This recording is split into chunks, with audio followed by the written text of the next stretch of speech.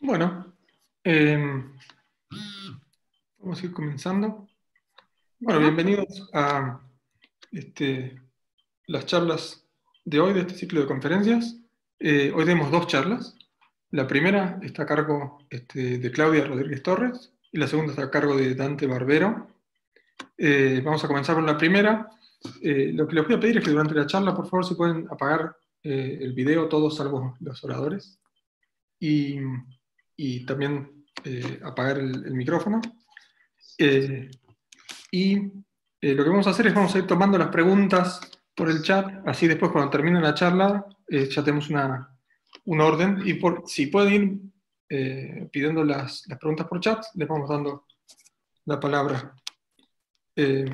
Así que bueno, entonces comenzamos con la primera charla a cargo de Claudia Rodríguez Torres, fabricación de un kit de extracción de RNA basado en el uso de nanopartículas magnéticas. Claudia es licenciada en Física de la Facultad de Ciencias Exactas, doctora de Física de la misma facultad. Realizó un postdoctorado cofinanciado en la empresa Siderar, en la temática de recristalización de aceros laminados en frío. Actualmente es investigadora principal de CONICET y profesora en el Departamento de Física de la Facultad de Ciencias Exactas en La Plata. Es responsable del grupo Magnetismo en óxidos del Instituto de Física de La Plata y del Laboratorio de Crecimiento de Películas Delgadas. Y su área de investigación cubre temas de física del estado sólido, semiconductores, magnetismo y nanotecnología. Y actualmente su tema central es la exploración y diseño de nuevos materiales con aplicación en la espintrónica, catálisis y biofísica, que es lo que... gracias. Si quieres comenzar, Claudia. bueno, gracias Santiago. Muchas gracias a la comisión por invitarme a contar este proyecto, donde, bueno, yo voy a hablar en nombre de un grupo grande de personas que estamos trabajando en esto. Toda esta historia empezó hace muy poquito, cuando nos presentamos en la convocatoria COVID federal de la ANSIP. Nos presentamos junto con un grupo del IFLP, con un grupo del CREC, del Centro Regional de Estudios Genómicos, dirigido por la doctora Sheila Ons, y algunos investigadores de INISTA, todos los que están aquí en azul. Nos presentamos a ese proyecto COVID federal, proponiendo un método de extracción de RNA viral, y en la misma convocatoria, y sin uno saber del otro proyecto, el doctor Víctor Romanowski del IBBM, conjuntamente con otros investigadores de INISTA y también algunos laboratorios de diagnóstico, como el Biológico, San Juan de Dios, Rossi y el Laboratorio de Salud Pública, habían presentado un proyecto también con los mismos objetivos que nuestro proyecto. Muy parecidos ambos proyectos.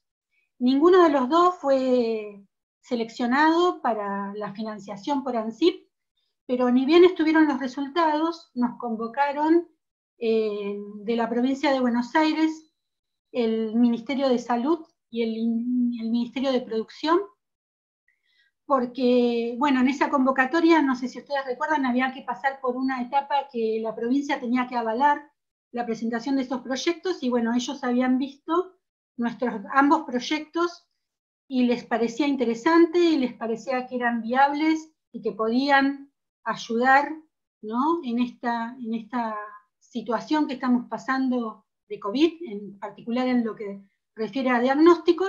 Entonces nos citaron a ambos grupos para hablar de los proyectos y nos pidieron que elaboráramos un proyecto conjunto, todos los grupos, para trabajar en un único proyecto de elaboración de un kit de extracción de RNA que se pudiera llevar rápidamente o se pudiera implementar rápidamente en los laboratorios de diagnóstico que estaban haciendo diagnóstico de COVID.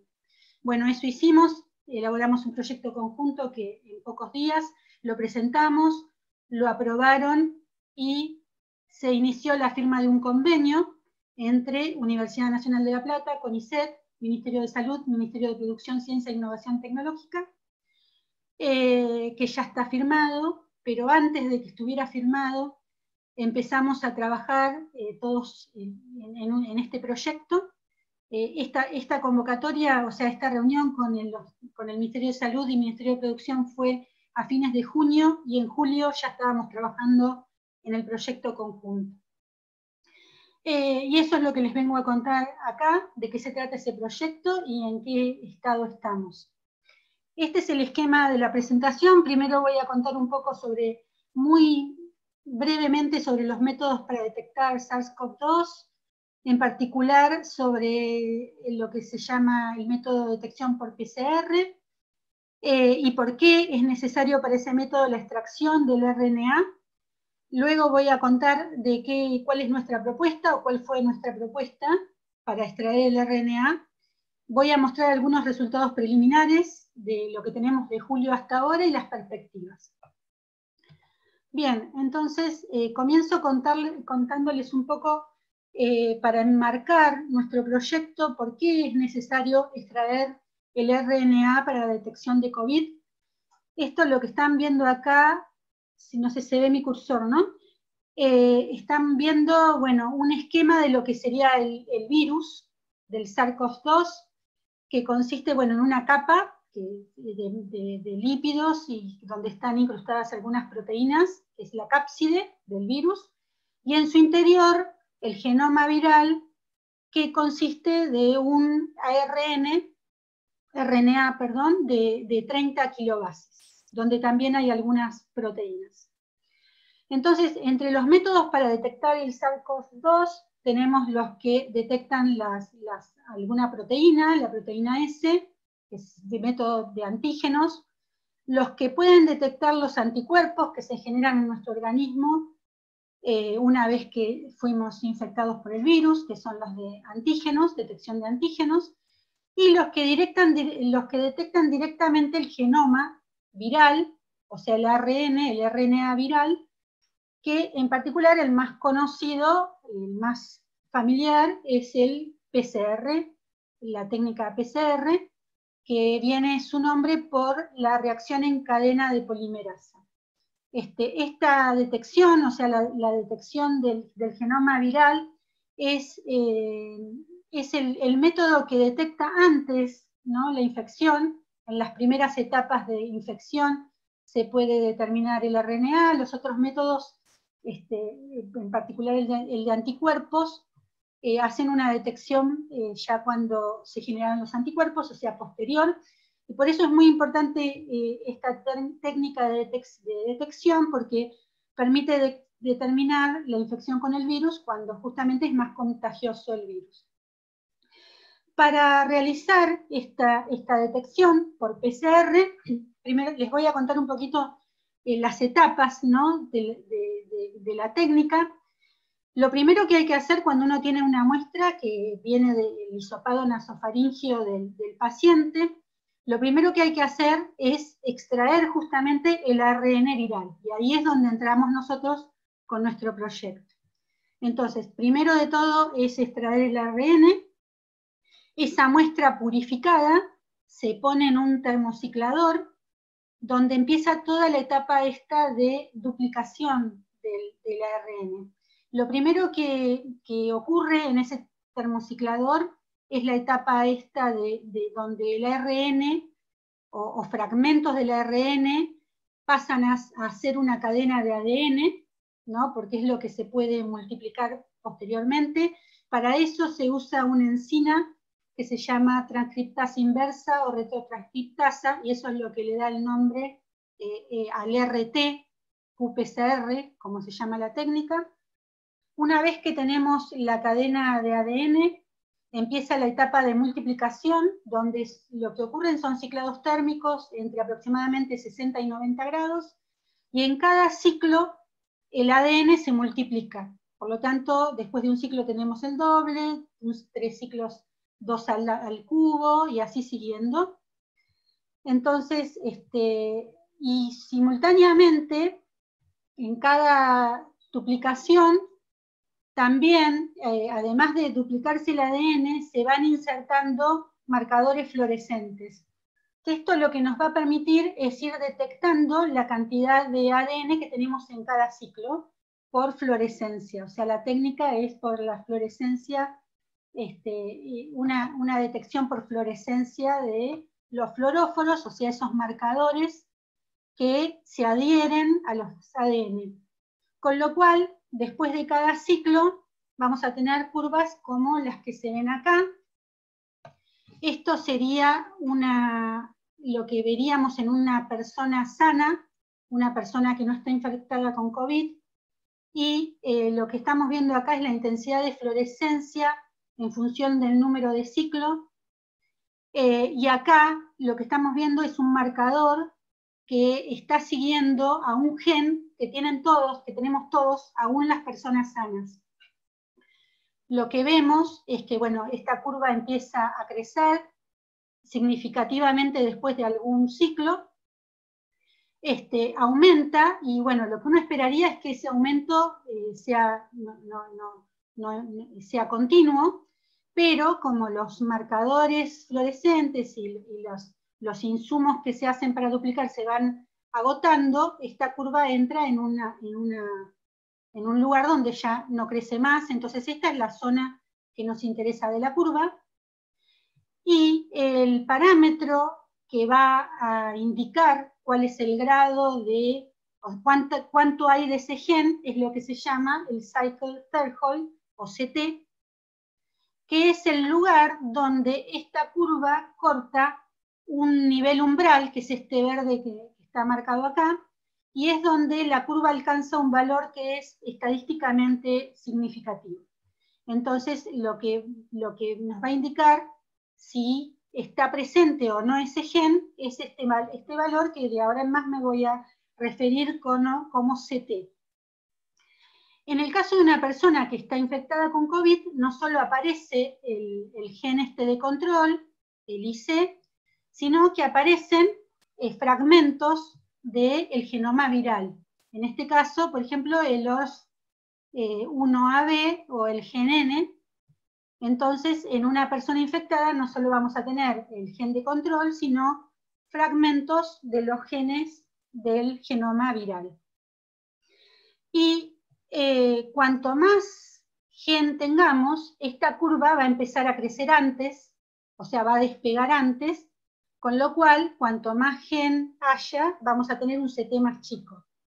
Es así, por ejemplo, acá estamos viendo en escala semilogarítmica la intensidad en función del número de ciclo, y acá estamos viendo curvas de muestras que están más concentradas, tienen un CT más chico que las muestras menos concentradas. Entonces, esto lo que quiero que quede en sus memorias es que a mayor concentración del gen vamos a tener, o sea, a mayor concentración de RNA, vamos a tener un CT más chico.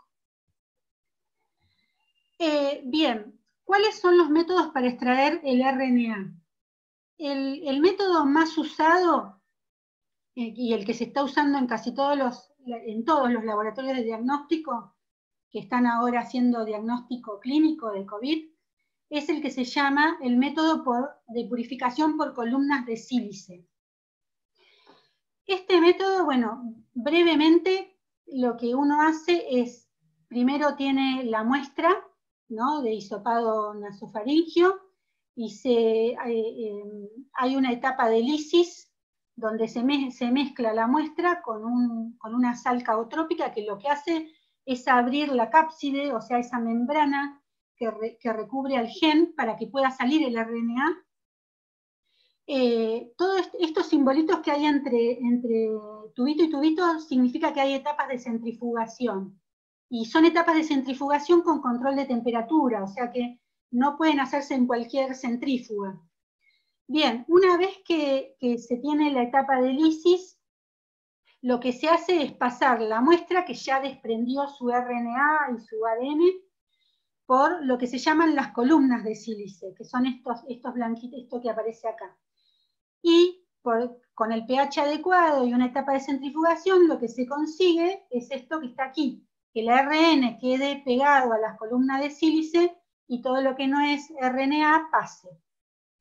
Esto queda pegado a la columna de sílice principalmente porque en el sílice termina con cargas negativas, entonces esto con el pH adecuado logra pegar el RNA a su superficie, el RNA.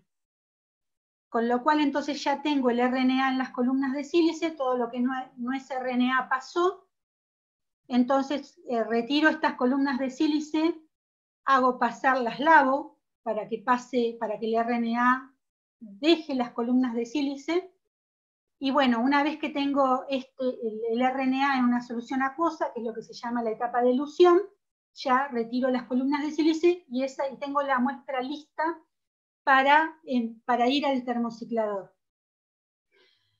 Pero bueno, este proceso, además de necesitar una etapa de centrifugación, se está haciendo con kits importados, en su mayoría, y además es un procedimiento que es muy difícil de automatizar, o sea, es todo manual. Si bien, claro, bueno, después en el termociclador se hacen muchas muestras a la vez, esto es prácticamente, hay que hacerlo muestra por muestra.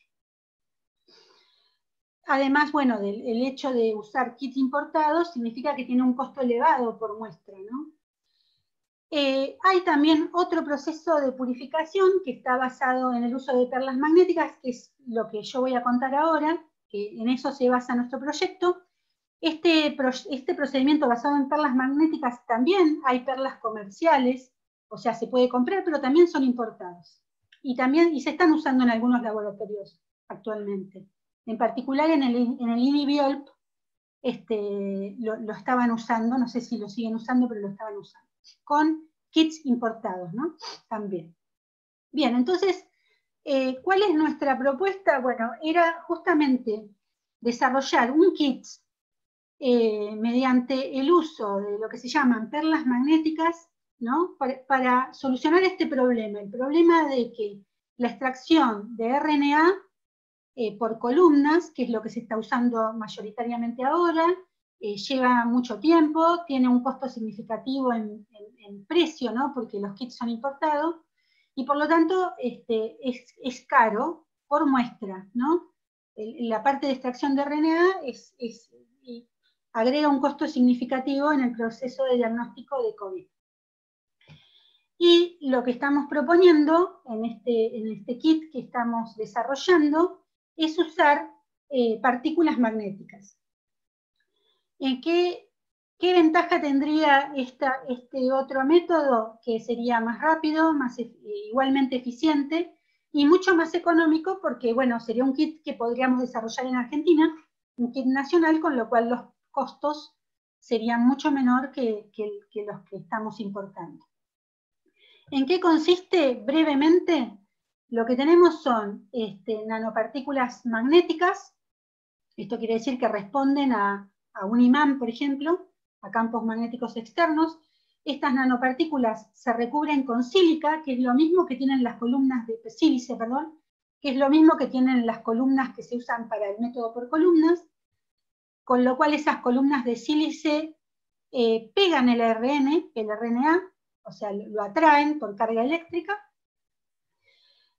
con lo cual, después de una etapa de lisis, donde el RNA puede salir de la cápside, se agregan las nanopartículas, el RNA se pega a las nanopartículas, estas nanopartículas se inmovilizan con el RNA por un campo magnético externo, todo lo que no es RNA se tira, y luego se recupera de vuelta el RNA en la etapa de elución.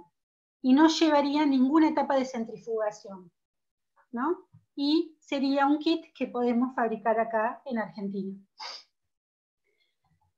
Bien, los antecedentes de este método, como ya les decía, hay kits comerciales importados, pero bueno, yo esto cuando no lo sabía, cuando vi este trabajo que les muestro acá.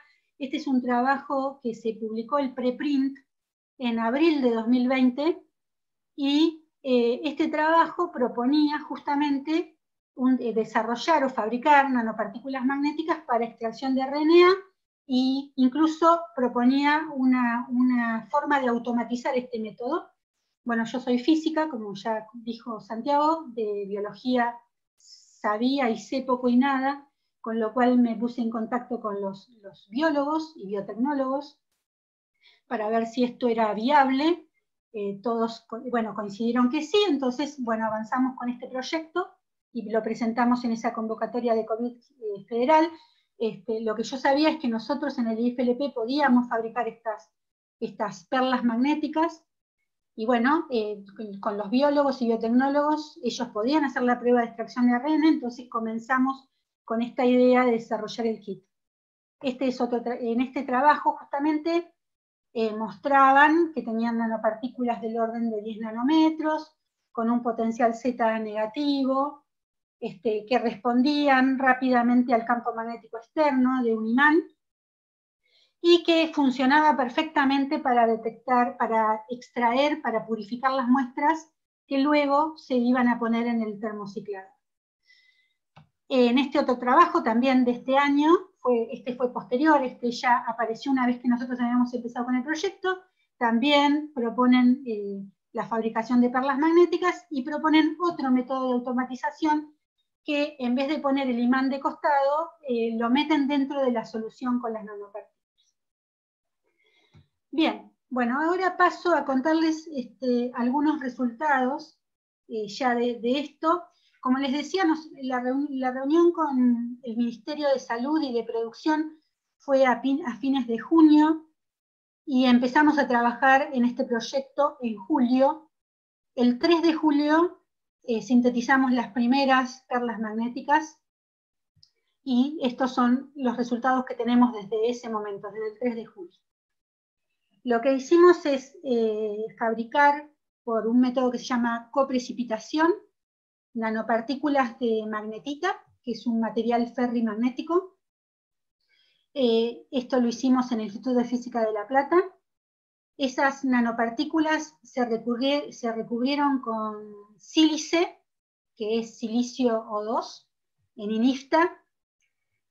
A este sistema de ahora en más me voy a referir como PEM, porque son las perlas magnéticas. Perlas magnéticas no es un nombre que le dimos nosotros, sino que comercialmente se conocen así.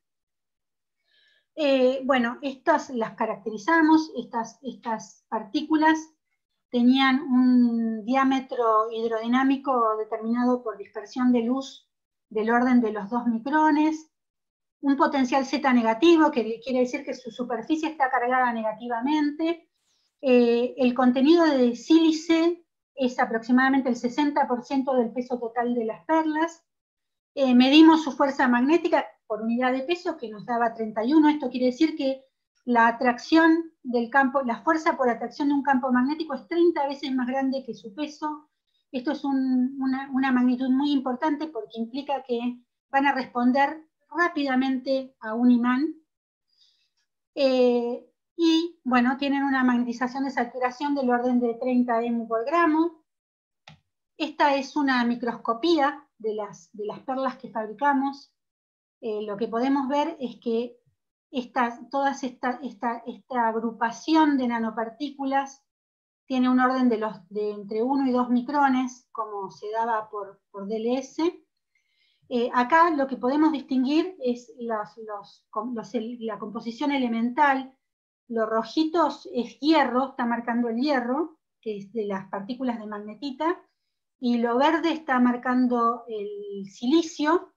Lo que podemos ver es que tenemos varias nanopartículas de magnetita dentro de toda una capa de silicio, y estas agrupaciones, cada una de estas agrupaciones tienen del orden de 80 nanómetros de diámetro aproximadamente. Estas partículas son superparamagnéticas, lo que quiere decir es que en presencia de un imán se magnetizan, pero cuando saco el imán se desmagnetizan, que es algo importante, que tienen que cumplir estas partículas. Y bueno, luego vino la etapa de probar si pegaban el ARN, si eran capaces de purificar el ARN. Entonces ahí vienen las pruebas de extracción de RNA que se hicieron en el Centro Regional de Estudios Genómicos y en el IBBM. Bueno, un grupo de biólogos y biotecnólogos son los que están trabajando en estos dos institutos. Entonces hicimos estas pruebas en estos laboratorios, en los laboratorios nuestros del proyecto, y también hicimos pruebas en muestras clínicas en lo que serían los laboratorios de diagnóstico. las primeras que hicimos son estas, ¿no? Las que hicimos en nuestros laboratorios. Las primeras de todos las hicimos sobre un hisopado bucal, que se hicieron los mismos operadores. Luego probamos en unas células crecidas, ¿no? Una línea celular epitelial pulmonar humana. Posteriormente hicimos en lo que se llama un pseudovirus, o sea, es algo que no sería contagioso, o sea, no tiene riesgo de contagio, pero tiene encerrado en la cápside los genes similares al gen humano y al gen del virus.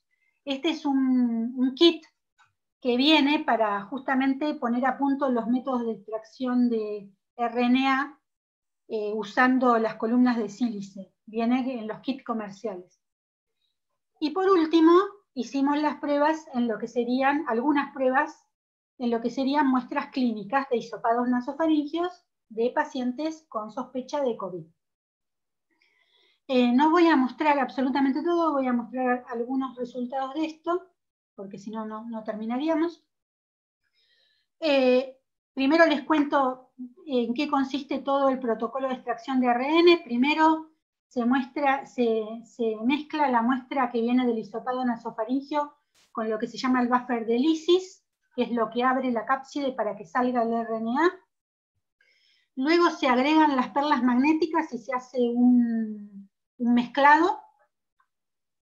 Se aplica un campo magnético externo, se inmovilizan las perlas magnéticas que ya tienen el RNA pegado y se descarta el sobrenadante. Luego van 2 etapas de lavado, ¿no? Para sacar de encima todo lo que no es RNA.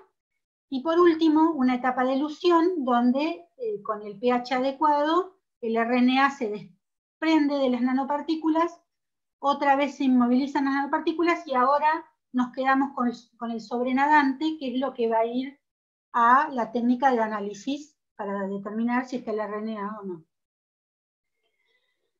Bien, esta es, por ejemplo, es la gradilla magnética donde se manipulan las muestras. Acá al costadito está el imán, cada uno de estos son los imanes. Ahí se puede ver cómo se quedan, esto negrito de acá son las PEM, que quedan fijas firmemente a la pared del Eppendorf por presencia del campo magnético. Acá es una vista lateral donde se puede ver lo mismo. Y con esto podemos manipular varias muestras a la vez. Lo que hicimos es hacer unas gradillas magnéticas que también las fabricamos nosotros para trabajar con 24 muestras a la vez. Y para ver si el RNA, si logramos purificar las muestras, las pruebas que se hicieron en el laboratorio fueron de electroforesis con gel de agarosa, que ahora les voy a mostrar brevemente de qué se trata, con espectrofotometría, con un nanodrop, y además también hicimos el RT-PCR en los laboratorios de diagnóstico. Bien, en el caso de los cultivos celular, de células pulmonares humanas, este sistema nos fue de mucha utilidad porque si bien no es exactamente igual al virus, tenemos que dentro de las células hay ADN y RNA, similares a lo que sería el gen de control de los pacientes, o sea, se detecta con un marcador que es el mismo que se usa para detectar el gen de control en las muestras COVID. Y además en este sistema podíamos cuantificar la cantidad de células que poníamos en cada análisis. Lo que se hizo, bueno, esto lo hicieron en IBBM y CREC, parte IBBM y parte CREC. Lo que se hacía era probar, ¿no? Una vez que teníamos este sistema con distinta cantidad de células, probar la extracción de ARN tanto con el sistema de PEM, de perlas magnéticas, como el método de columnas para comparar. Y luego las muestras se analizaban por electroforesis, en gel de agarosa, y por espectrofotometría. En el caso de electroforesis, esto es una imagen típica, ¿no? Acá no me voy a detener a explicar lo que es, pero lo que quiero mostrarles es que lo que se ve en el canal 10 y 11 sería la imagen de un ARN purificado en el método de columnas, y lo que se ve en el 7 es una muestra de control, y todos los otros canales son los ARN que purificamos con nuestro método, y podemos ver que las señales son comparables al método de columna, con lo cual sabíamos ya con estas pruebas que teníamos RNA de muy buena calidad obtenido por el método de perlas magnéticas. Con el espectrofotómetro, lo que se espera es ver una señal como esta que aparece acá, la verdecita, ¿no? Donde se mide la intensidad del pico de fluorescencia, que aparece en 260 nanómetros, y se mide la relación de la intensidad en 260 y 280, que para el caso de RNA se espera que sea 2, y esto funcionó perfecto. El último punto es el de las columnas de sílice. Todos estos valores son de nuestras pruebas, donde vemos entonces que teníamos RNA y además podíamos cuantificar el RNA con este método, o sea que todo iba muy bien. Posteriormente probamos, hicimos los PCR de esas mismas muestras. Acá recuerden que lo que detectamos, el parámetro característico de las medidas PCR es el CT, ¿no? CT, cuanto más chico el CT, es mayor cantidad de RNA, y vamos a decir que el gen es detectable si el CT es menor de 37-38. Acá lo que les estoy mostrando es el CT obtenido por el método de columnas, que sería la raya roja, y esto es el CT que nosotros obtuvimos por nuestro método de PEM, de perlas magnéticas. Tenemos una diferencia de menos de un CT, cosa que está muy bien, con lo cual, bueno, otra vez confirmaba los resultados que teníamos por el gel de agarosa y por electroforesis. Y pasamos a las pruebas. Estas son pruebas con RNA puro. Lo que hacemos es, en vez de trabajar con la célula completa, estamos directamente mezclando las perlas con RNA puro, y estamos viendo cuánto de ese RNA se pega en las nanopartículas, y comparando con el método de columnas, este es el valor de ST en función de la concentración de RNA original de la muestra. Los puntos negros son la cantidad de RNA de partida, y los puntos rojos después de la purificación. Y esta es la diferencia de CT entre las dos muestras. Lo que podemos ver es que para altas concentraciones de RNA tenemos una diferencia de 2,5 CT, que es poco, pero esto mejora para baja concentración de RNA, o sea que en las muestras con menos carga viral justamente tenemos menos diferencia en el CT, cosa que está muy bien, y esa diferencia del CT es menos de 1. Y en pseudovirus, acá lo que tenemos es estos es el nombre de los marcadores, FAM y X. Uno es el marcador del virus, el otro es el marcador del gen de control. Estos dos valores son el CT, en el kit MGI, donde viene este pseudovirus, para probar el método de extracción por columnas, dice que si las cosas están bien hechas, el CT tiene que estar entre 25 y 30, ¿no? Y bueno, por el método de columnas, el CT está en 27, y podemos ver que con el método de perlas magnéticas tenemos CT comparables al método de columnas. Y este era el sistema más parecido a el virus real. Entonces, bueno, todo viene perfecto. Y acá voy a mostrar algunos resultados en muestras clínicas. Hicimos medidas en muestras clínicas en varios laboratorios. Hicimos algunas en el Laboratorio de Salud Pública, en Exactas, también en el IBIOL, en el Instituto Biológico, y en el BACSAL también. Acá solamente voy a mostrar las pruebas que hicimos en el Laboratorio de Salud Pública. Probamos con varias muestras de pacientes COVID. Lo que estoy mostrando acá es el CT obtenido por perlas magnéticas en este eje, en el eje vertical, y en el eje horizontal el CT obtenido por el método de columnas.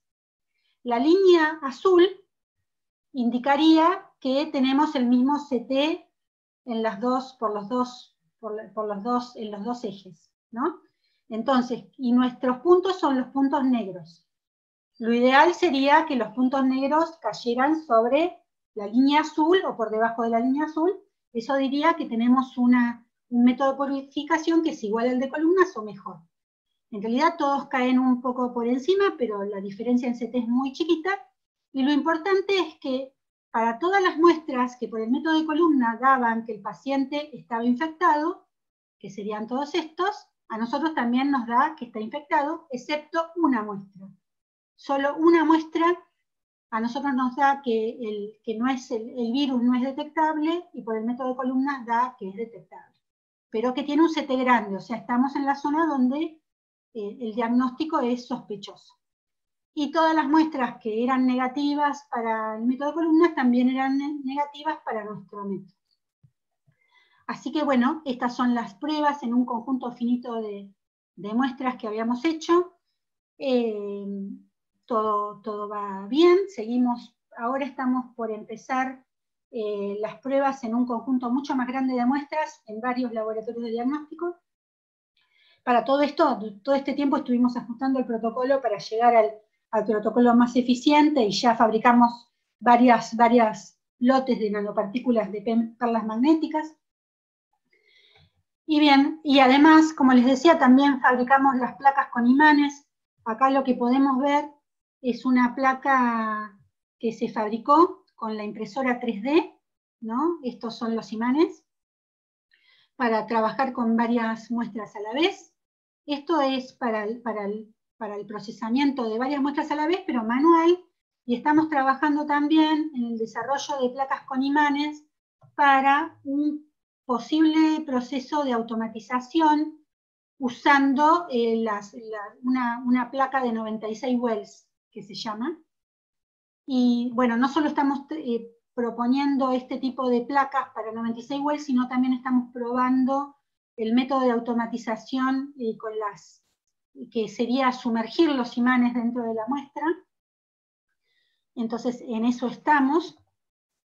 Y bien, eso es todo lo que tengo para contarles. En conclusiones y perspectivas, bueno, vimos que las nanopartículas funcionalizadas con sílice son eficientes para la extracción del RNA viral, que la eficiencia depende fuertemente del protocolo. Bueno, yo acá no conté mucho, pero depende mucho del pH, de la concentración del tiocianato de guanidinio, que es la sal caotrópica que se usa para la etapa de lisis. Ahora lo que entramos es en una etapa de validación del método con muestras de pacientes COVID, que se va a hacer en los laboratorios de diagnóstico. Y también estamos trabajando, o vamos a trabajar en lo que sería el proceso de automatización del método. Bueno, quisiera terminar agradeciendo a todos los que hicieron posible que este proyecto saliera adelante o que esté funcionando, que son CONICET, a través del CCT La Plata, la Facultad de Ciencias Exactas, en particular el decano Mauricio Erben, que fue un apoyo incondicional desde que esto fue una idea. Por supuesto, la provincia de Buenos Aires, a través de la Subsecretaría de Ciencia, Tecnología e Innovación y del Ministerio de Salud, que confiaron que podíamos hacer algo y que podíamos desarrollar este kit.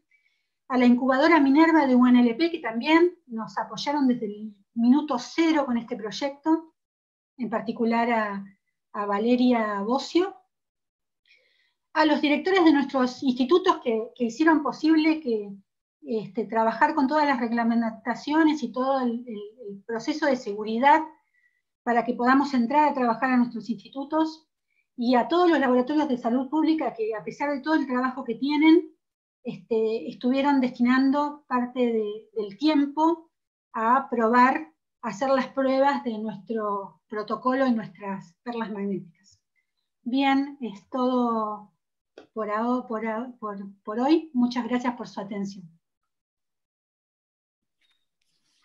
Bueno, muchas gracias, Claudia, por la charla. Quedamos entonces abiertos a preguntas.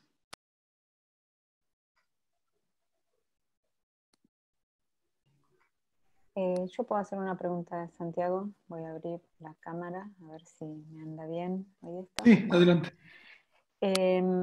Bueno, por supuesto, felicitarte, Claudia, ya te lo he dicho muchas veces, nuestra representante ahí en primera línea, y a todo el equipo, no solamente del IFLP, sino de las instituciones que trabajaron todos juntos. La verdad que, bueno, es un orgullo. Quería, dos preguntitas.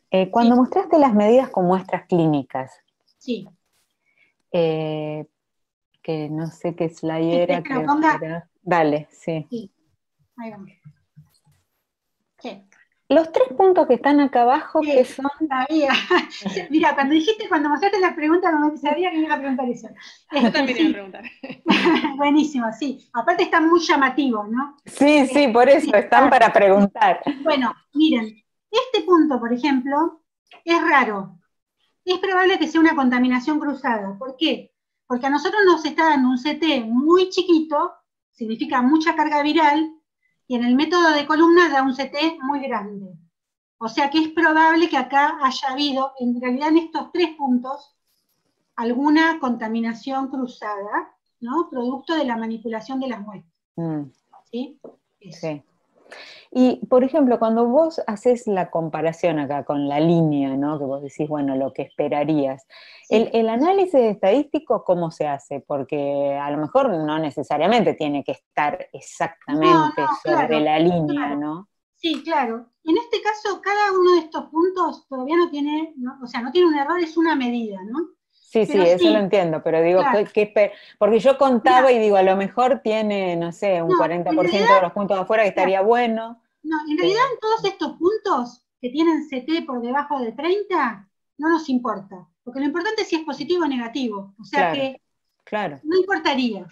Lo que sí es importante es en esta zona, porque claro. justamente que tengamos 2 o 3 CT de diferencia, si te dio 35, estamos justo en el límite de no detectable, ¿no? Claro, Porque claro, justamente acá es donde pero a es lo mejor fue importante. una fluctuación, ¿no? O sea, es crucial Sí, para ustedes tener más sí. muestras, porque a lo mejor Por fue eso, justo la lo mala que tenemos suerte, que, ¿viste cómo es la claro, estadística? es fundamental ahora hacer muchas muestras esa Claro, prueba. claro, Claro, exactamente. porque a lo mejor eso es simplemente que justo la mala suerte de la Sí, sí, sí. estadística. Sí, es más, no sé si hay alguien aquí de los que hace el diagnóstico clínico, pero por ahí después lo pueden contestar, pero justamente las que están en esta zona, entre 35, 36, 37 CT, son casos dudosos y que en general se basan en la historia clínica del paciente para decir si están o no están, ¿no?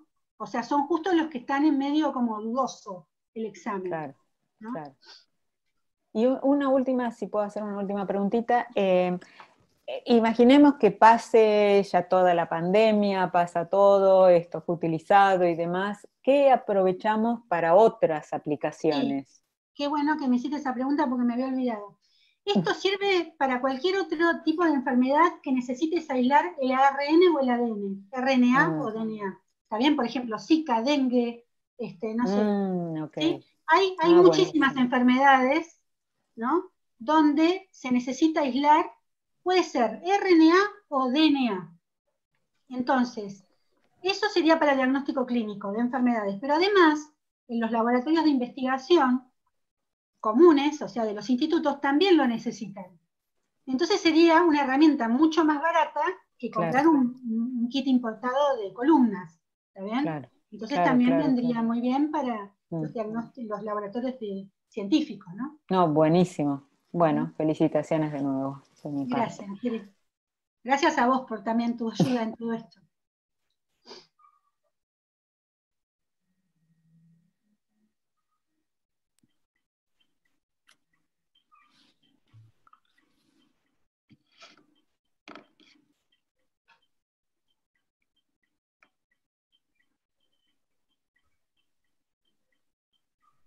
Yo quería hacer una pregunta breve, si Sí. puedo.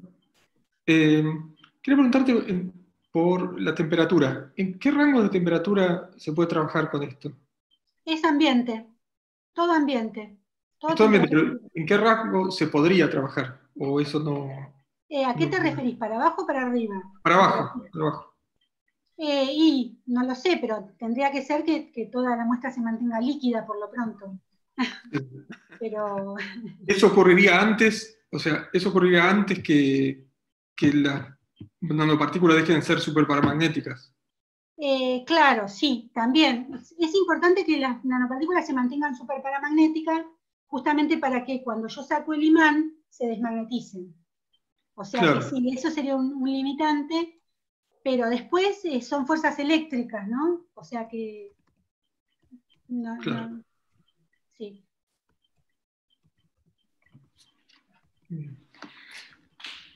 Bueno, Bueno, ¿hay sí, más?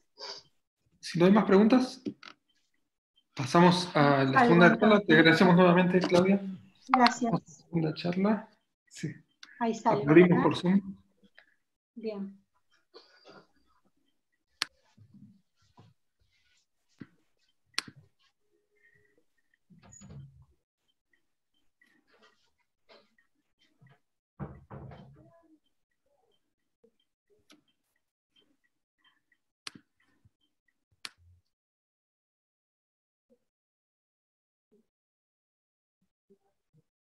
Dante, no sé si querés ir poniendo tu charla. Yo mientras hago la presentación. La segunda charla entonces está a cargo de Dante Barbero. La charla es Aportes para optimizar la logística de los programas de voluntariado social en cuarentena. Dante es licenciado en informática de la Facultad de Informática de la Universidad Nacional de La Plata. Tiene una maestría en paisaje, medio ambiente y ciudad de la Facultad de Arquitectura y Urbanismo de La Plata. Y un doctorado en ciencias informáticas de la Facultad de Informática de la UNLP. Ahora es investigador adjunto en el Instituto de Investigaciones y Políticas del Ambiente Construido. Entonces, Bueno, para los que entraron ahora, les repito, la idea es, por favor, si pueden todos apagar los videos y ponerse, apagar los micrófonos durante la charla. Y si tienen preguntas, irlas haciendo a través del chat, que cuando termine la charla vamos a ir contestándolas en orden. Bueno. bueno, buenas tardes.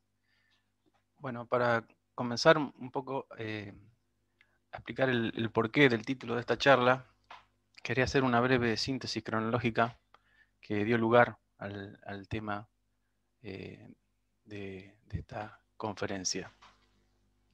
Como es de público conocimiento, el 19 de marzo, el presidente junto con gobernadores y otros políticos, asesorado por un grupo de expertos, dieron una conferencia en la cual explicaron los lineamientos de que la Argentina iba a entrar en una etapa de aislamiento social preventivo y obligatorio, y a su vez se dictó un decreto de necesidad de urgencia, el cual decía, entre otras cosas, que a partir de las 0 horas del día siguiente, es decir, del día 20, entraba en vigencia la cuarentena. Bueno, como saben, se explicó también que personas, por ejemplo, iban a ser consideradas personas de riesgo, qué actividades iban a estar exentas y cuáles no, de continuar con sus actividades. Y bueno, ante esta situación hubo personas, por ejemplo, las personas de riesgo y otras, por ejemplo, aquellas que sufrían alguna incapacidad temporal, que se vieron privadas de poder salir de sus hogares, digamos, para satisfacer sus necesidades, ¿no? Estas necesidades en términos de alimentación, por ejemplo, de conseguir medicamentos, o bien artículos para limpieza y desinfección, como por ejemplo alcohol, lavandina y demás.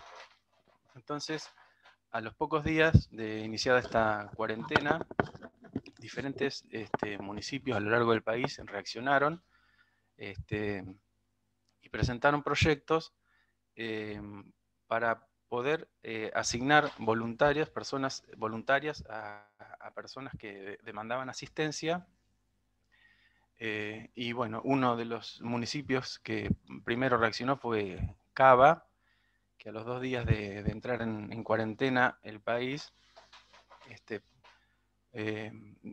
armó un proyecto que se llamó Mayores Cuidados, el cual tenía la forma de un sistema de soporte para la toma de decisiones que constaba de una serie de etapas.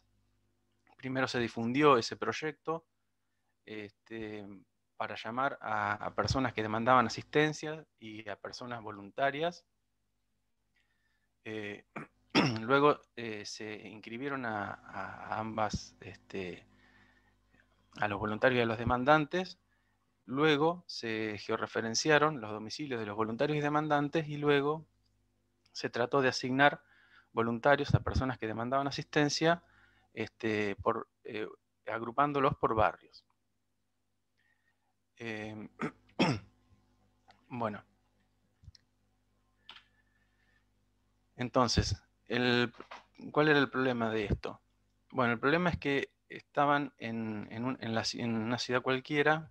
Puede pasar de que si yo tengo los domicilios de los voluntarios y de las personas que demandan asistencia georreferenciados, el tema es cómo asignar los pares voluntarios demandantes de manera tal de que la suma de las distancias que recorren o el tiempo destinado para llegar del domicilio de cada voluntario al de cada demandante sea lo menor posible.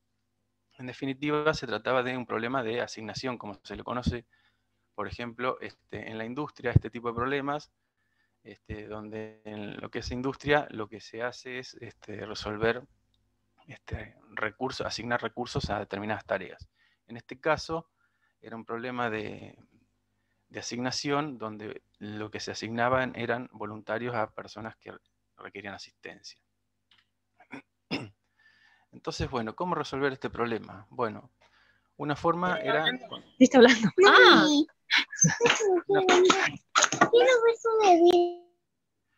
Entonces, una forma era construir un sistema de soporte para la toma de decisiones, de manera similar a lo que hizo Ciudad Autónoma de Buenos Aires, pero con algunas diferencias.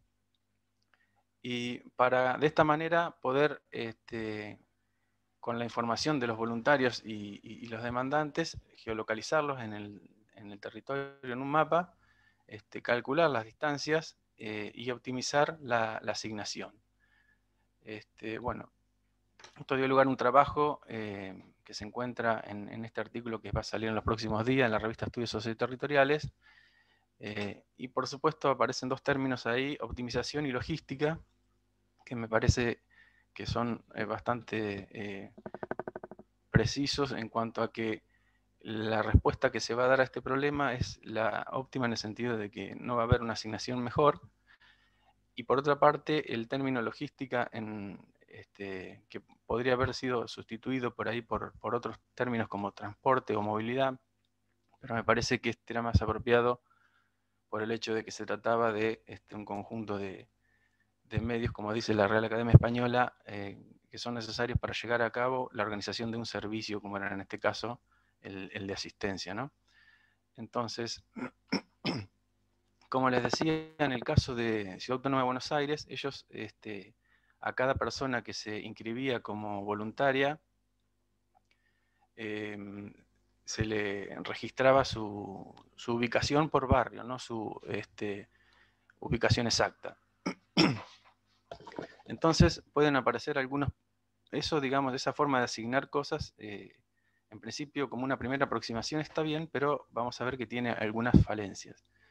Por ejemplo, si consideramos la imagen de la izquierda, vemos que si hubiese una calle que separara esos dos barrios, que es la línea celeste ahí, podría darse el caso en que haya una persona que demanda asistencia, un voluntario que vive enfrente, y que sin embargo, por no pertenecer al mismo barrio, esa persona que demanda asistencia sea asistida por el voluntario que está un poco más lejos, 2 cuadras en este caso. Y peor aún, sería en el caso de la figura de la derecha, donde puede haber un barrio en que la cantidad de personas que demandan asistencia supere al número de voluntarios, con lo cual forzosamente hay que ir a buscar a personas voluntarias a otro barrio diferente, o bien este voluntario deberá redoblar sus esfuerzos para satisfacer a más de un demandante.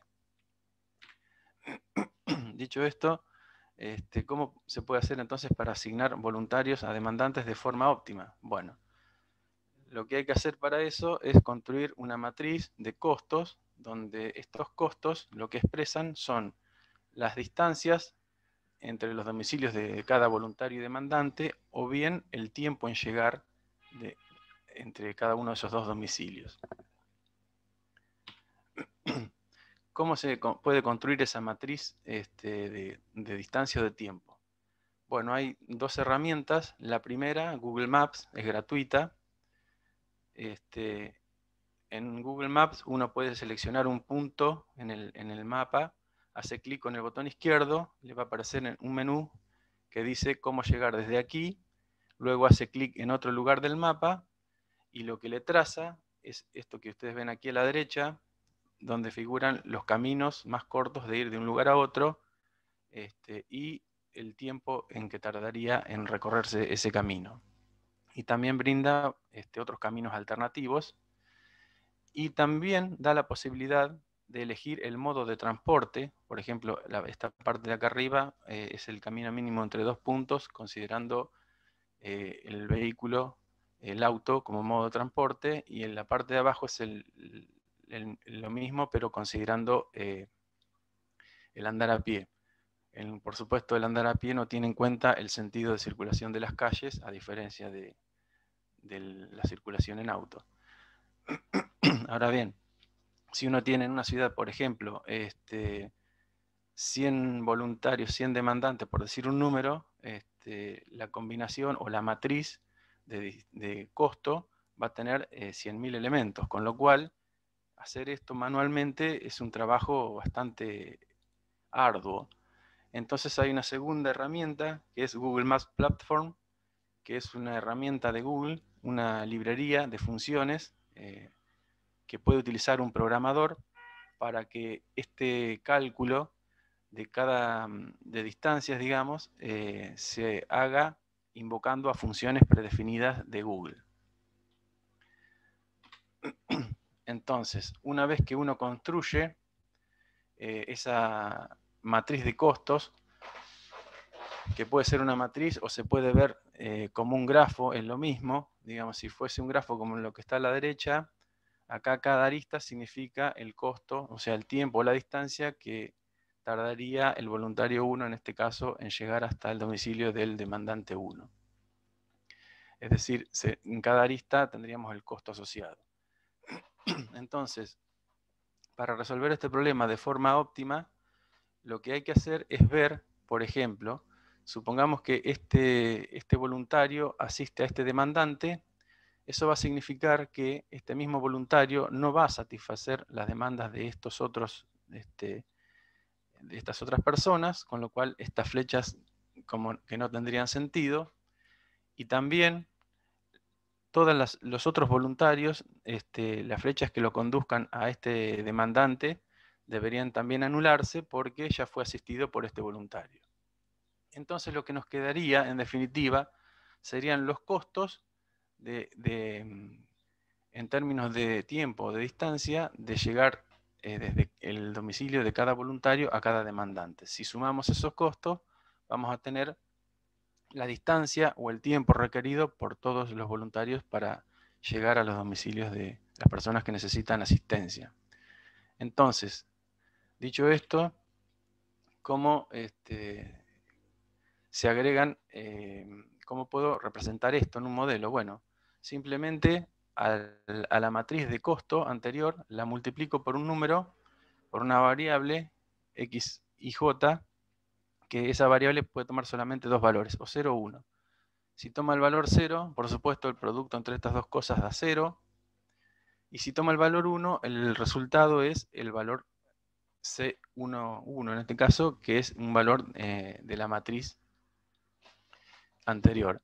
Entonces, el problema se traduce en lo siguiente. Si yo asigné, por ejemplo, este voluntario a este demandante, como decía recién, esta variable va a tomar el valor 1, este producto va a tomar el valor C11, el resto de las aristas de este voluntario se van a anular, y lo mismo con todas las otras aristas que lleguen desde los otros voluntarios a este mismo demandante. Visto desde el punto de vista matricial, sería equivalente a decir que si acá hay una asignación de un par voluntario demandante, toda la fila, el resto de la fila, el resto de la columna y el resto de las filas se va a anular. Entonces, lo que queda en definitiva es que uno tiene una función a minimizar, que es la suma de cada uno de estos elementos de la matriz, ¿sí? Donde, luego de realizada una asignación, digamos, los valores x, y serán, que son 0, indicarán que esa asignación no tuvo lugar, y los que tomaron el valor 1 significará que efectivamente ese voluntario asistió a la persona que se encuentra en esa columna, digamos. Entonces,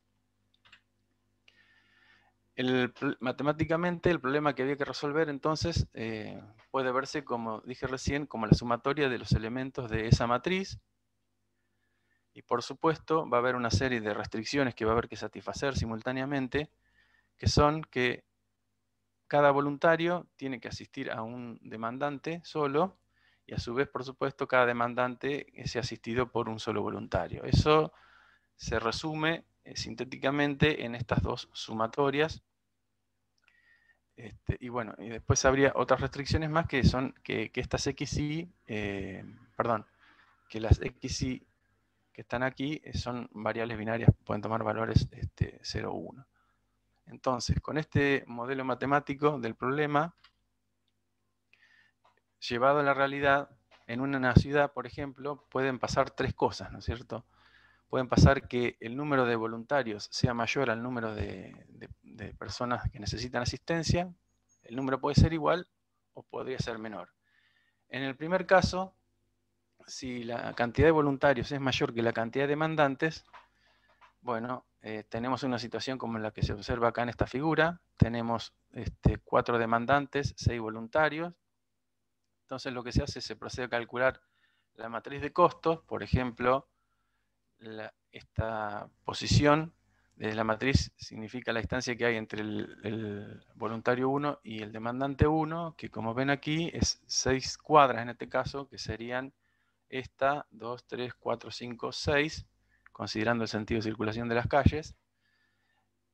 Luego se calculan, bueno, la distancia de B1 con el demandante 2, que será 1, 2, 3, 4, y así se construye la matriz.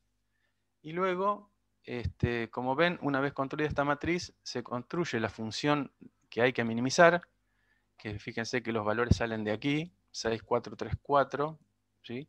Es la sumatoria de todos los elementos de la matriz, multiplicados por el correspondiente X y J, y luego sujeto a unas restricciones que ahora cambian un poquito, porque como el número de voluntarios es mayor que el número de demandantes, entonces puede haber voluntarios que no tengan ninguna asignación, o sea, no se le asigne ninguna persona que demande asistencia, con lo cual un demandante podría atender a 0 o a una persona, con lo cual esto se transforma en menor o igual que 1.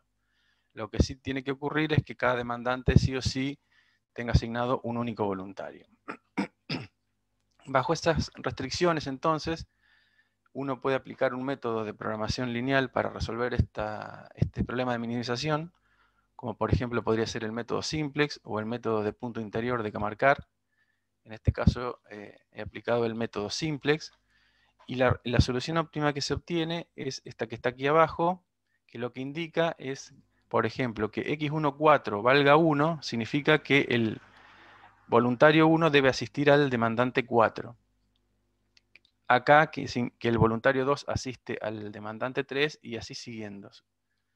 Entonces, si el voluntario 1 asiste al demandante 4, si vamos acá arriba a esta fórmula, significa x14 igual 1, 1 por 4, 4. Voy a tener un costo de 4 cuadras. Si el voluntario 2 asiste al demandante 3, entonces esta variable es 1 multiplicado por 1, 1. Con el 4 que tenía de antes, 5. x31 igual a 1. Tengo un 1 acá, por 5, 5, más los 5 que tenía, 10. Y x62 igual a 1. Significa que esto es 1 por 1, 1. Así que más 10, 11. Eso significa viniendo al mapa este, que la asignación óptima va a requerir de que los voluntarios recorran entre todos ellos 11 cuadras. Y la asignación es que el voluntario 1 asiste al demandante 4, y aquí están las 4 cuadras que recorre. Entonces, bueno, y así siguiendo, ¿no? El voluntario 2 asiste al demandante 3, y su costo es, como vimos acá arriba, de 1 cuadra. Entonces, lo que obtenemos es no solamente la asignación óptima, sino que sabemos calcular el total de cuadras. En este caso, podría ser la suma de los tiempos requeridos por todos los voluntarios, y también los recorridos que tienen que realizar para satisfacer las necesidades de las personas que demandan asistencia. El otro caso es más sencillo. Si el número de voluntarios es igual al número de demandantes, bueno, se calcula de la misma forma la matriz de costo. Esa matriz de costo se traduce en esta fórmula que hay que minimizar. Las restricciones se convierten todas en restricciones de igualdad, y la asignación para este caso de ejemplo resulta ser esta que está aquí abajo, que da un costo o un recorrido mínimo de 16 cuadras, y esta asignación de voluntarios y demandantes que ven aquí.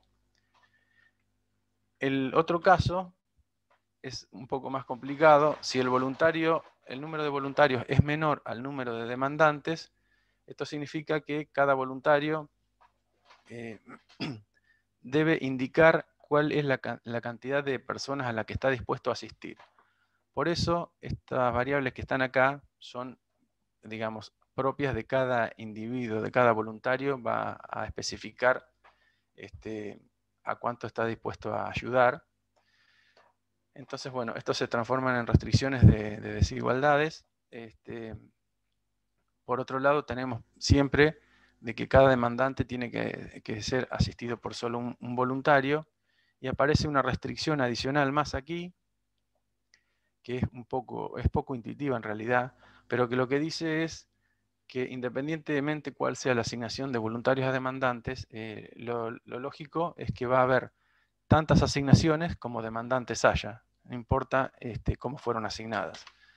Entonces, bajo estas restricciones, digamos, si uno calcula la solución a este problema, va a encontrar esta solución óptima que está aquí abajo, y que, como ven en este caso, por ejemplo, el voluntario 2 asiste al demandante 3 y al demandante 6, como se ve acá en el gráfico, y que, bueno, en este caso las distancias recorridas suman entre todos 20 cuadras.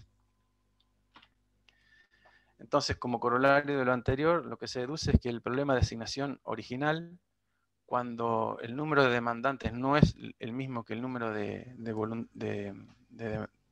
voluntarios, difiere del de demandantes, las restricciones del problema original deben cambiar en el primer caso para indicar que un voluntario, cuando sobran voluntarios, algún voluntario podría no ser asignado a nadie.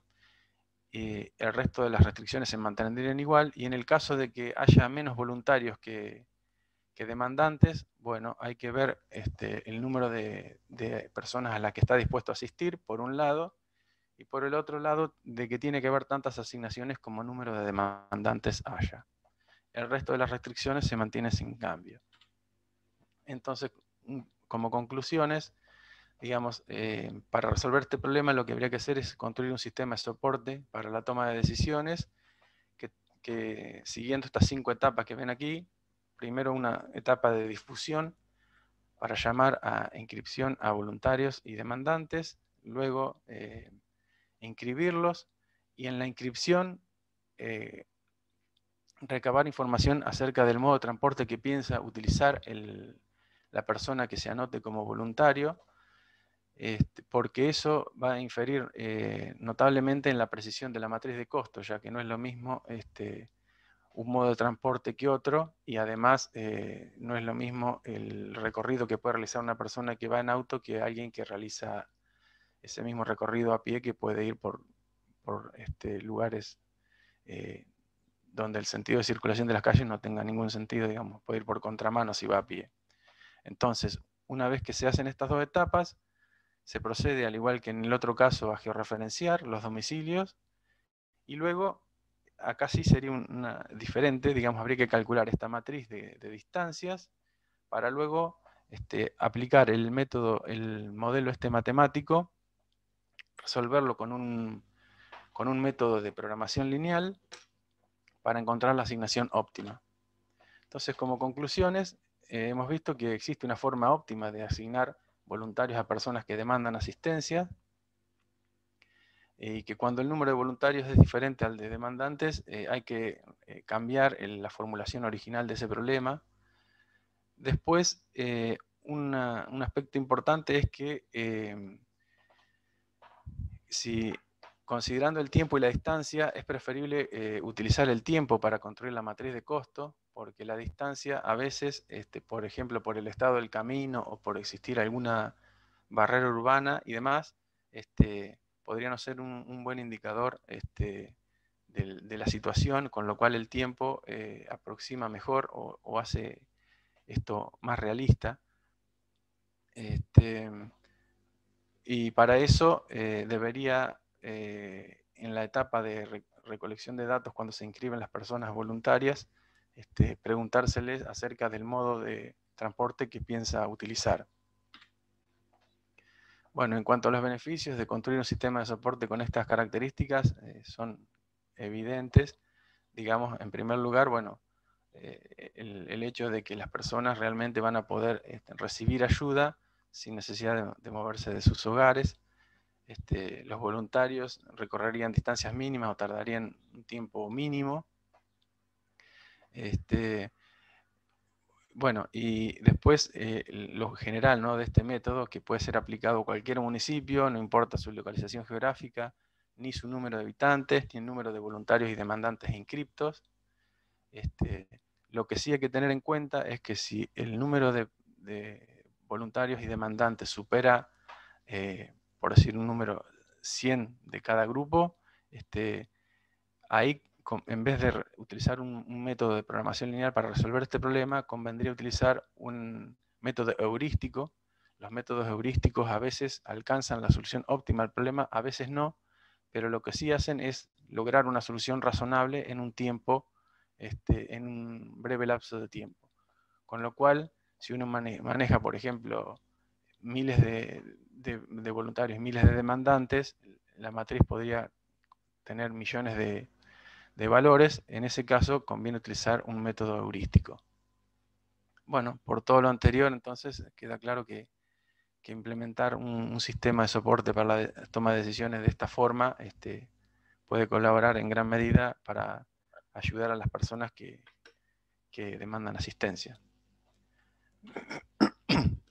Por último, quería agradecer bueno, a toda la audiencia, a los directores del instituto donde trabajo, al CCT La Plata y a los organizadores de estas charlas. Y quería agradecer también a la docente del Departamento de Matemática, Nelly Echeverría, que falleció hace 5 años, y que fue una persona que me transmitió muchos de estos conocimientos sin los cuales no podría haber dado esta charla. Muchas gracias. Bueno, muchas gracias por la charla. Bueno, queda abierto entonces a preguntas. ¿Puedo hacer una pregunta? Sí, por favor. Sí, Dante, muy interesante todo lo que contaste. Gracias, Claudia.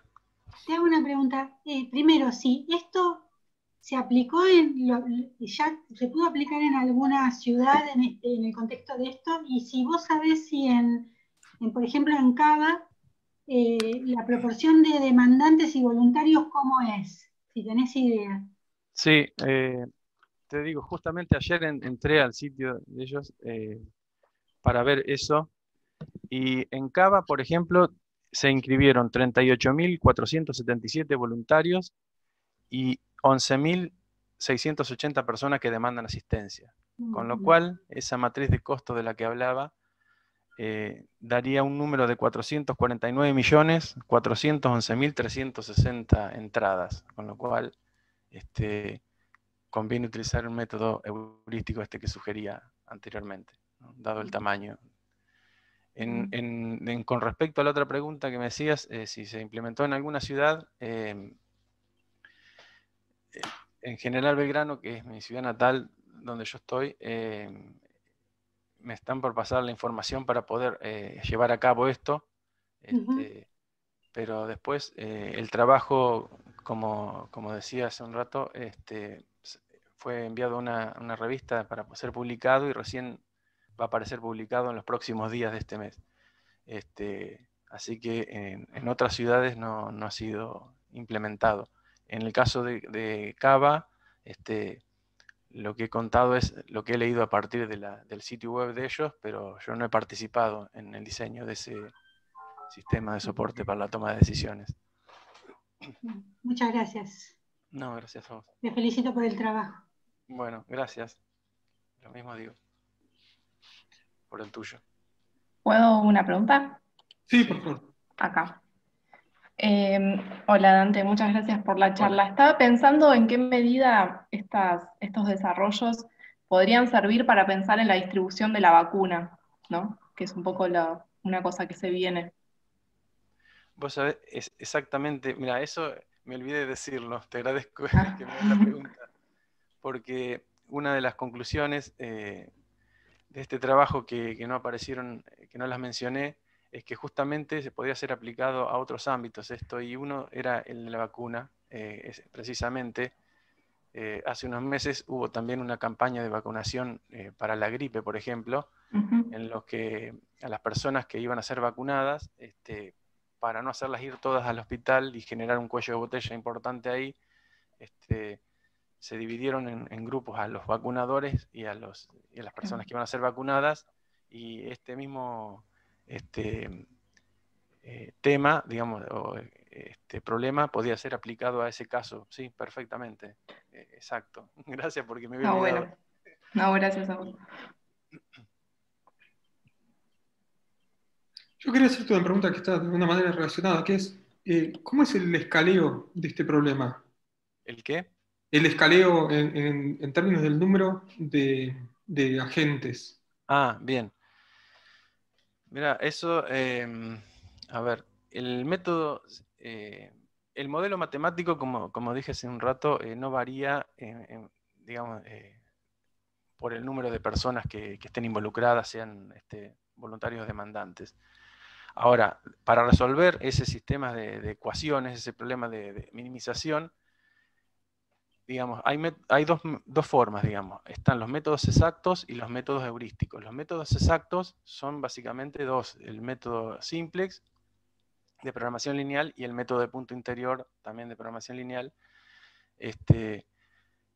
que yo lo aplicaría, por ejemplo, para cuando el número de casos no excede, por ejemplo, no excede algunos cientos, multiplicando voluntarios por demandantes. Porque el tema es el siguiente: cuando uno utiliza un método así exacto, hay que construir todas esas ecuaciones, toda esa fórmula que involucra unas cuantas variables, y no errarle, digamos, en la formulación del modelo, con lo cual hay que tener, digamos, muchísimo cuidado. Por otra parte, hay que tener, por ejemplo, si se va a resolver mediante un software, supongo, porque hacerlo a mano sería muy laborioso, hay que encontrar un software que permita esa cantidad de variables, que soporte esa cantidad de variables para simular. Con lo cual no es sencillo. Es decir, hay sitios online donde el método simplex está implementado. No he probado cuál es la cantidad máxima de variables que admiten, pero yo diría que si sobrepasamos por decir un número, 100 o 500, por ejemplo, digamos, cuando ya llegamos al cerca de los 1000, yo utilizaría un método heurístico, porque los métodos heurísticos lo que hacen es, como les dije, a lo mejor encuentran la solución óptima, a lo mejor no, pero van a encontrar una solución muy buena y en poco tiempo. Los métodos heurísticos hay de distinto tipo. Yo utilizaría un método heurístico de tipo poblacional. Los métodos heurísticos poblacionales lo que hacen es generar soluciones factibles al azar. Por ejemplo, una asignación factible al azar. A esa asignación le calcularía una función de fitness que se llama, que sería el tiempo que demandarían la suma de las distancias, por ejemplo, que demandarían todos los voluntarios en asistir a todos los demandantes. Entonces, son poblacionales porque generan, por ejemplo, 20 individuos, le llama, donde cada individuo en este caso sería una asignación de cada uno de los posibles pares, ¿no es cierto? Todas las asignaciones para cada uno de los voluntarios. Esas posibles soluciones se evalúan a ver qué tan buenas son. Las que son mejores se combinan y pasan a una siguiente iteración. Se va manteniendo cuál es la solución óptima. Además, digamos, con una cierta probabilidad se introduce una perturbación para no caer en mínimos locales y tratar de alcanzar el óptimo global desde una función de un montón de variables. Con lo cual, estos métodos garantizan que pueden encontrar una solución muy, muy buena en un poquitísimo tiempo en comparación con los otros que podrían estar incluso años computando todas las posibles combinaciones de asignaciones posibles. Por este motivo, considero que los métodos de optimización son muy buenos, y uno, a su vez, usando estos métodos, podría establecer como criterio de parada, por ejemplo, cuando vea que la distancia promedio a recorrer por cada voluntario, por ejemplo, sea, por decir un número, menor a 500 metros, bueno, se considera que eso es factible y que no hace falta seguir encontrando soluciones mejores aún, porque ya con eso es bastante bueno. Mientras que si uno resolviera con el método simplex, o con un método que analizara exhaustivamente todas las posibles combinaciones, eso demandaría un tiempo exponencial, digamos, y no lo lograría en un tiempo considerable. Con lo cual, los algoritmos heurísticos, como por ejemplo los algoritmos genéticos o el algoritmo de las colonias de hormigas, por ejemplo, servirían muy bien para este fin. Bien, perfecto. Porque el problema en sí es NP completo, ¿no es cierto? El método simplex No, digo, el problema. el problema. Es... El problema, bueno, está como pensado como un método, como un problema de programación lineal. Y la herramienta que utilicé, por ejemplo, para estos casos de pequeños grupos, es el método simplex. Que el método simplex tiene una complejidad de orden polinomial. No es NP. Es P. El NP duro es, por ejemplo, el problema del cartero, que se llama, que es, por ejemplo, si vos llegás a la ubicación de un demandante y quisieras, y suponete que ese demandante quiere que le traigas cosas de un mercado, una farmacia y algún lugar donde compres alcohol, por ejemplo. Vos podrías circunscribirte a una zona próxima a esa y ver de todos los almacenes, los distintos lugares que venden esos productos, ver cuál es la secuencia de lugares en la que tenés que ir recorriendo de manera tal de que la suma del recorrido sea menor. Para llegar en el menor tiempo posible a hacer todos los mandados, por así decirlo, o los encargues que te haya hecho esa persona. Bueno, ese problema es otro problema que, digamos, vendría a continuación de este. Es decir, llegué al domicilio del voluntario, ahora, ¿cómo resuelvo el otro problema de conseguir todo lo que me pidió? Bueno, para eso se utiliza otro algoritmo, que es el algoritmo que te digo del problema del viajante asimétrico, se llama, porque no es lo mismo ir de un punto a otro que viceversa por el tema de las calles, ¿no? El sentido de circulación. Y ese problema sí tiene complejidad, es un problema NP duro. Es NP complejo, pero este no, este es P. Este sí es un problema de orden polinomial. Está bien, perfecto. M por N, el tiempo de ejecución. Perfecto. Gracias. Si no recuerdo mal. Bueno, no sé si hay otras preguntas.